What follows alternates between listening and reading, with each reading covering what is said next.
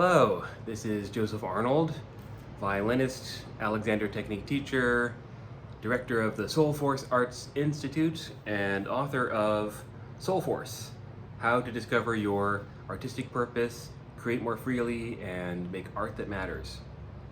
So this is the first of a new series of videos that I'm making, where I'll be posting a sort of informal audiobook version of my book.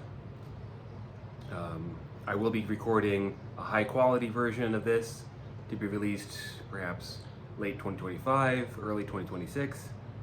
And if you want to find out more about that, you can go to my website, soulforcearts.com, sign up for my newsletter, and you will get, so you can get notified. I'll also make notifications of that on my social media channels at Soulforce Arts.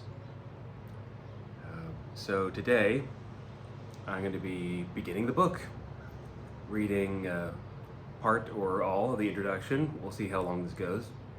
And so I'll be doing this maybe weekly, every other week, something like that. I expect it to take over a year to go through all of this, because I'll be reading short segments. And you'll find them all in the playlist listed below. I think that's all for now. If I think of anything else, I'll tell you at the end of the video or put it in the description below. So here we go. This is Soulforce, How to Discover Your Artistic Purpose, Create More Freely, and Make Art That Matters, by me, Joseph Arnold. Introduction. The Call to Soulforce. I've always loved playing the violin. The joy I found in the instrument when I was young inspired me to perform at every opportunity, whether at a school concert or for the plumber who was fixing a leaky pipe at our home. Some of my most cherished memories are learning fiddle tunes at a music camp in the redwood forests of California, and jamming with friends on the moonlit and ocean-battered cliffs of Monhegan, an island in Maine. In all these moments, I felt, yeah, this is what life is all about. So, when it was time to go to college, these joyful experiences inspired me to pursue a violin performance degree. However, my inspiration quickly faded in the face of the intensive training and highly competitive environment I encountered. The anxiety and tension I felt as a result led to repetitive strain injuries in both arms. This prevented me from playing the violin for anything more than a few minutes at a time. It was possibly the worst imaginable situation for a budding violinist. When I realized that the intensifying pain in my arms wasn't going to go away on its own, I sought help from my violin teacher. His response, "You should learn how to relax," was of little practical benefit. I tried my family doctor, who told me I had lateral epicondylitis, which I discovered translates to pain in the forearm, something I was already well aware of, thanks very much. He prescribed a round of physical therapy, my first of many. My anxiety only grew when I discovered that the relief I found in these sessions was entirely temporary. As soon as I picked up my violin again, I noticed every bit of pain that I had felt before.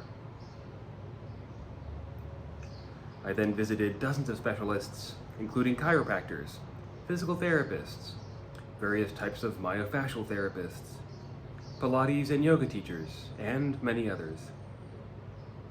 I tried relaxation techniques, strength training, stretching, wearing physical supports, and over-the-counter pain medications. After more than a year of this, I was still in pain, and I had no clear answers as to either the root of the problem, the root cause of the problem, or how to solve it. At the time, it seemed like my career in music was over, and I could feel that my pathway to finding and fulfilling my life's purpose was blocked. As it turned out, this was not the end. It was just a prelude to an amazing series of discoveries. The first discovery took place in an Alexander Technique course I attended as a last resort. I remember lying on a table with my teacher's hands placed gently on my chest, waiting for something to happen. I felt the gentle, listening quality of her hands, but nothing more. Then, right when I was about to suggest that we try something else, the tension in my body released all at once. I was shocked. Previously, I had accepted this tension as a permanent part of who I was. Now, it had all been released. At that moment, I understood that the tension that had been causing my pain was a choice, one which I had unconsciously been making, and not a structural or physiological problem with my body as I had assumed. Never had I been aware of the capacity for this choice, and it shed a whole new light on the inner workings of my body. Over the course of many subsequent Alexander Technique lessons, I discovered a newfound agency over the muscular tension in my body, one that gave me a clear path toward pain relief. The freedom of movement I could now access changed the quality of my entire life. It was a bit like those stories where the hero grows up as an adopted child in a poor family, but is later shown that, in fact, they were royalty all along. Before, I had thought of my body as a sort of malfunctioning machine. I now saw it as a rich source of learning, growth, and artistic pleasure. Now, with many years' experience behind me, I know well the incredible breadth and depth of benefits that this method offers. In my case, I found pain relief so absolute that I've long been able to play violin as much as I want without restriction. My performances also benefited from the ease and fluidity of movement I gained, which improved my technique, sound quality, and stamina tremendously. In short, the Alexander Technique restored my life as a violinist. There was still more to come. The most magical discovery I made in applying the Alexander Technique to music was the difference in expressive power, my ability to open a channel within and effortlessly translate felt emotion into music.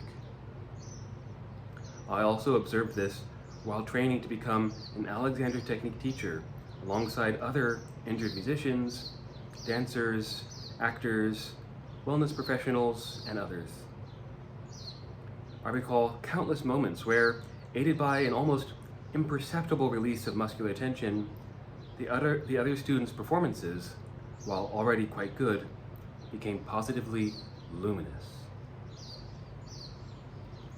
This shift was so striking, so moving, and so transformative for both the performer and the audience that I was captured. I dedicated myself to discovering how to tap into and cultivate this power, both in my own playing and when supporting students. When I learned of the term Soulforce, in reference to Mahatma Gandhi's philosophy about the latent potency for change in society, discussed in Chapter 3, I realized that I finally had a name for this magical source of transformation. The Alexander Technique, by showing me how to release excess tension present in musical expression, helped facilitate a connection to my own latent potential. It revealed to me that this luminous quality, Soulforce, was already fully formed inside me, always ready to spring forth with soul-stirring power.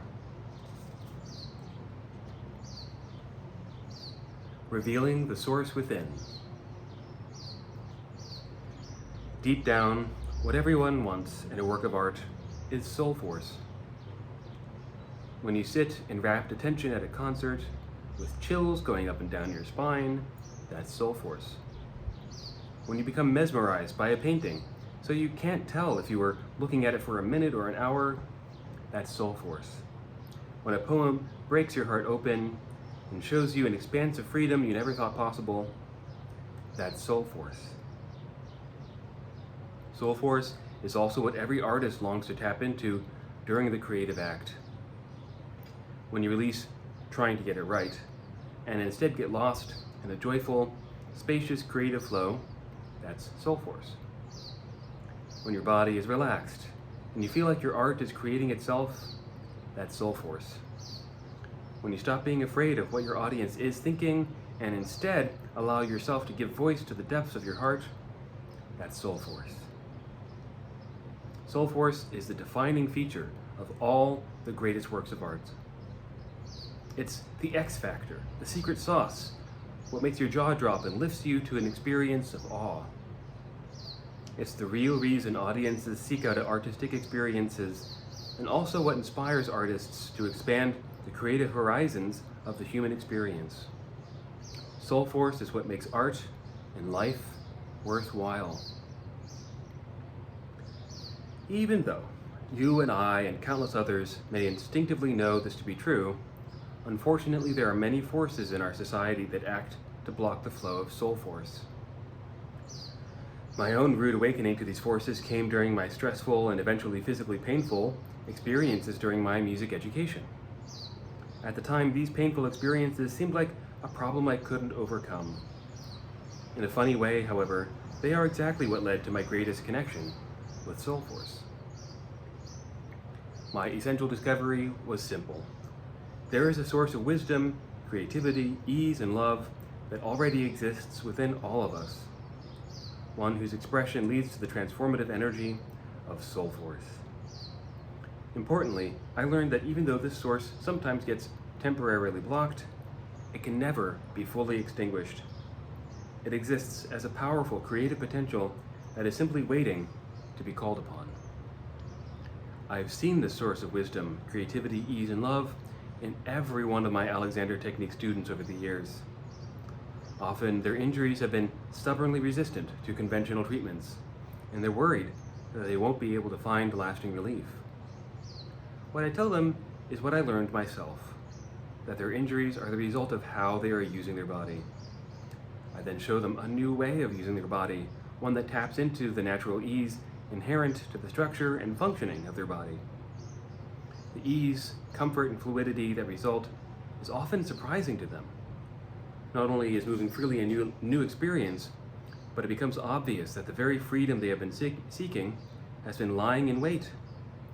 They simply needed to learn how to get out of the way. Of course, that is easier said than done.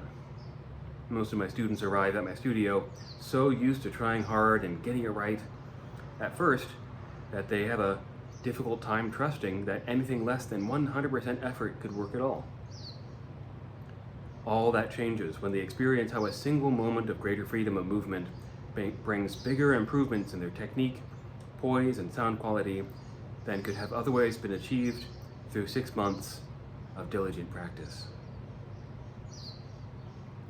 The question then becomes not finding a new way of trying harder, but how to get out of the way of what's inside that wants to be expressed. Through questions like, how does your body want to do this? Or what do you need to let go of to allow more freedom of movement? My students gradually open themselves to a greater freedom, ease, joy, and connection in their creative life than they previously thought possible. The process of revealing the source within has always put me in mind of the famous quote from 15th century artist Michelangelo. I saw the angel in the marble and carved until I set him free. What I have learned is that this is true not just of blocks of stone, but of artists themselves. The truth is that your soul force is already within you. Your task now is to simply learn to tap into it. In writing a book about Soulforce, I would be remiss if I didn't share how I understood the word soul. This is obviously a term with countless interpretations, so I want to be clear about how I use the word in this book. I do not use this term in reference to any specific religion, set of beliefs, or practices. Soulforce is not a religious book, but it does touch on matters of spirituality, which to me simply means an interest in the big questions of life. I define soul as an aspect of consciousness that is the source of your deepest truths and desires. Soul has both personal and universal aspects. It is specific to your own life circumstances, your background, culture, and where you call home. At the same time, it also comprises universal needs, such as acceptance, love, play, healing, as well as the universe's own evolutionary forces. Many traditions assume that what is spiritual must be fundamentally different from that which is worldly. But to me, this is just another example of separation that is unhelpful and untrue. I believe that all aspects of the soul can be found in everyday life and directly engaged and experienced in a variety of ways. Experiences like creativity, vibrating energy inside the body, intuition, or synchronicities in daily life are all soul experiences. I sometimes use the terms soul and heart interchangeably, as I consider them to be pretty much one and the same. The heart is experienced as an emotional center, and it is the main channel for your soul to communicate with you. Soulforce could then be also understood as heart force, and for some this might be a more resonant way to think of it. I also want to offer clarity about the term Soulforce itself. In this book, I repeatedly make the point that many artistic challenges arise from the use of excess force in the creative act. So why, if force is to be avoided, do I use a term that contains the word force? It's because soul force is an active energy, a flow, a source of creative momentum, and yes, a force. But it's a mysterious, connected, and alive kind of force, very different from the constricted, effortful, and controlling kind of force that interferes with the creative act. If you find the word force confusing in this context, try to remember that there are different kinds of force in this world, and that no term, soul force included, is fully adequate to fully capture an ineffable experience. Okay, I think I'm going to pause there, about 2/3 of the way through the introduction. So next week I will finish the introduction. If you want to, so perhaps you'd like to be able to listen to more of this audiobook, so you can subscribe to my channel, my YouTube channel, to receive notifications, and again, see the playlist. I'll put all these videos inside a single playlist. You'll find them there. And if you want notification of when my high-quality audiobook comes out, again, you can sign up for my email list on my website, soulforcearts.com, to receive notification. Okay, I think that's all for today. See you next time.